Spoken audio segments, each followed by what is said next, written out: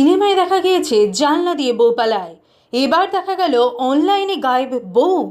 বিয়ের দিন নিখোঁজ কনে, ফোন বন্ধ কনে পক্ষের, বর বেশে থানায় হাজির যুবক।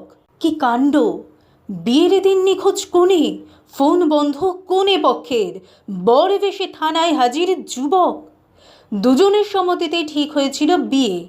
আইনি মতে বিয়ের দিন উধাও কনে, মাথায় টোপর, গায়ে পাঞ্জাবি, পরনে ধুতি, বিয়ের বেশে থানায় হাজির হলেন বর। কনের খবর পাচ্ছে না বলে কাটোয়া থানায় অভিযোগ দায়ের করলেন হবু বর। বিয়ের সাজে বরকে দেখে হকচকিয়ে গেল পূর্ব বর্ধমানের কাটোয়া থানার পুলিশ কর্মীরা। অবশেষে বিয়ে না করে নিরুপায় হয়ে বাড়ি ফিরতে হলো বরকে। জানা গিয়েছে নদিয়ার মাটিয়ারির বাসিন্দা নয়ন ঘোষের সঙ্গে 6 মাস আগে বন্ধুর বিয়েতে পরিচয় হয় বর্ধমানের দত্তপাড়ার বাসিন্দা বিউটি। অনলাইনে মাধ্যম সম্পর্কে গড়ে ওঠে তাদের। এরপর 6 মাস ধরে অনলাইনেই কথাবার্তা হতো তাদের। তারপর তারা দুজনেই বিয়ে করার সিদ্ধান্ত নেন। এরপর নয়নের বাড়ির লোক বিয়ের কথাবার্তা বলাতে বিউটি তার মাসির বাড়ির ঠিকানা দেন কাটোয়া গোয়ালপাড়া ঘাটের কাছে। দুই পক্ষের সামনাসামনি কারোর সঙ্গে দেখা না হওয়ায় ফোনেই বিয়ের দিন ঠিক হয়েছিল। যদিও 17 তারিখ বিয়ের কোনো দিন না থাকায় বিউটি বলে, আমার দাদুর মৃত্যুবার্ষিকী শেষ হবে 16 তারিখে, তাই 17 তারিখেই বিয়েটা হোক। সেই কথা মতো নয়ন রবিবার সন্ধ্যায় বরের বেশে আত্মীয় স্বজন, বন্ধুবান্ধব, পাড়া প্রতিবেশী নিয়ে বাড়ি থেকে বিয়ের আচার অনুষ্ঠান মেনে বের হয়। বরের জন্য নৌকা পাঠানোর কথা ছিল কনে পক্ষে। এরপর গঙ্গার ঘাট পেরোলে ফোন করলে আর যোগাযোগ করা যায় না কনে পক্ষের সঙ্গে। ফোন সুইচ অফ থাকায় সারাদিন কোনো খবর পায় না তারা। বেশ কিছুক্ষণ গঙ্গা ঘাটের কাছে আত্মীয় স্বজন, বন্ধুবান্ধব, পাড়া প্রতিবেশী নিয়ে বর অপেক্ষা করলে কোনো খবর পাওয়া যায়নি কনে পক্ষে। এরপর নয়ন প্রতারণার শিকার হয়েছেন তিনি সেটা বুঝতে পারেন। অগত্যায় বর বেশি হাজির কাটোয়া থানায়। নয়ন ঘোষের অভিযোগ, বিয়ে করবে না সেটা বললেই হতো, এই রকম করার কি দরকার ছিল? সিনেমায় দেখা গিয়েছে জানলা দিয়ে বউ পালায়, এবার দেখা গেল অনলাইনে গায়েব বউ। নদিয়া থেকে মলাইদের রিপোর্ট। জামাই সাজে থানায় কেন এসছেন? বিয়ে করতে। হ্যাঁ, কি হয়েছে? এখানে এসে ওরা মেয়ের বাড়ির লোক, মাসির বাড়ির লোক, মাসির বাড়ি থেকে হওয়ার কথা ছিল, ওরা বেইমানি করেছে আমার সঙ্গে। এখন তারা মাসির বাড়ি খুঁজে পাননি? না, কি হয়েছে? বললে মাসির বাড়ির ঠিকানা দিয়েছে গোয়ালপাড়া বাঁধের ধারে বাড়ি। ওখানে এসে ঠিকানা পাইনি, বলছে বলপাড়া ঘাটে নৌকা পাঠিয়েছি, হ্যাঁ, তোমরা বলপাড়া ঘাট থেকে তোমাকে নিয়ে আসবো। ঘাটে এসে কথা হলো, তারপরে বললো যাচ্ছে, তারপরে আর লোক আসেনি। আপনি কি করেন? আমি জয়পুরে থাকি, জুয়েলারি কাজ করি। কিভাবে পরিচয় হয়েছিল মেয়ের সঙ্গে?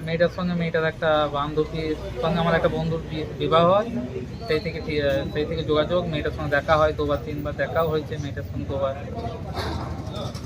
এখন কি করবেন? এখন আমরা কি করব, কেস করলাম থানায়, এবার বাড়ি যাচ্ছি। থানায় বললো তদন্ত করে আমাদের হয়ে জানাবে।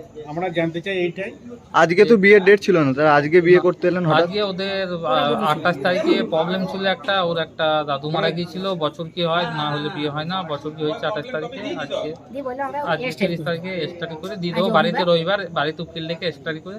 আমরা শুধু একটা জিনিসই জানতে চাই, ওনারা আগে না মানা, ওরা এরকম কেন করলে, এটা হচ্ছে তদন্ত। ওরা তো বলেই দিতে পারতো যে না আমরা বিয়ে দেবো না, আমাদের সঙ্গে এরকম কেন? মেয়ের নাম কি? মেয়েটার নাম বিউটি। বিউটি কি? বিউটি ভট্টাচার্য। মেয়ের বাবার নাম অসিত ভট্টাচার্য। তাদের বাড়ি কোথায়? এটা আর বাড়ি বর্ধমান। মেয়ের মায়ের নাম হচ্ছে, মা হচ্ছে ব্রাহ্মণদের নয়, আশা জর্দার এমনি। আর এখানে মায়ের নাম আশা, আর বাড়ি বর্ধমান দত্তপাড়া। আর এখানে মাসির বাড়ি আছে কাটোয়া। মিশুর নাম স্বপন ঘোষ। বাজারে সবজির ব্যবসা আছে। কি নাম আপনার? আমার নাম নয়ন ঘোষ। ঘটনাটা ওই যে ফোনে যোগাযোগ, ছেলে আমার ফোনে দেখতে মেয়ে দিয়ে, মেয়ের মাসি, মা, বাবা সবাই বললো বিয়ে দেবো। হ্যাঁ, বিয়ে দেবো। দিয়ে একদিন ওরা যাবো বললো, দিয়ে গেল না। যে আমাদের বললো তোমরা এসো, যে আমাদের একজন এলো, কাটা থেকে হয়ে গেলো, তারা পাত্তা দিল না। পাত্তা দিল না।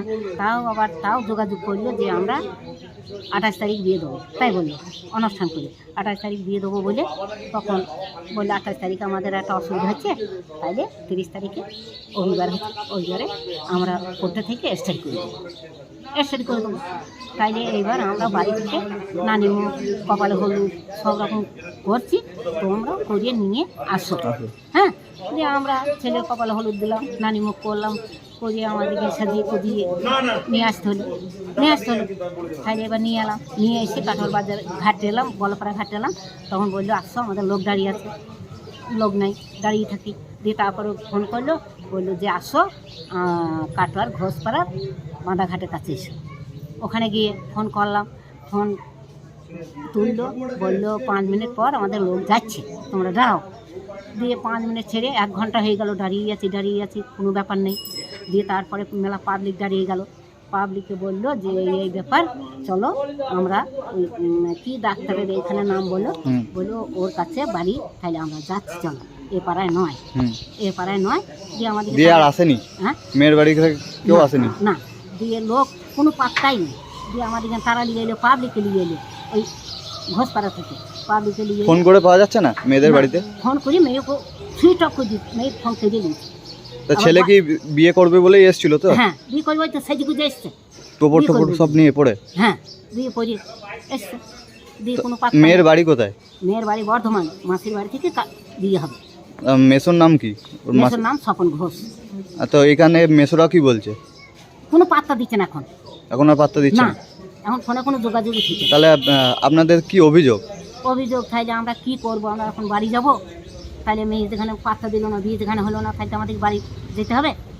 হ্যাঁ, তাইলে এইবার আমাদেরকে থানায় যেখানে ডাক করলো, থানায় এলাম। তাইলে এবার থানায় থেকে যা করার করুক। কি করবো? ছেলের নাম কি? ছেলের নাম নয়ন ঘোষ। আপনার ছেলেদের বাড়ি? আমার ছেলেদের বাড়ি হচ্ছে বালডাঙ্গা ফরিদপুর। আর মেয়েদের বাড়ি বর্ধমান? হ্যাঁ। কাটোয়া থেকে বিয়ে হওয়ার কথা ছিল? হ্যাঁ। আপনার নাম? আমার নাম আরতি ঘোষ। কে হচ্ছেন ছেলের? আমি ছেলে ঠাকমা।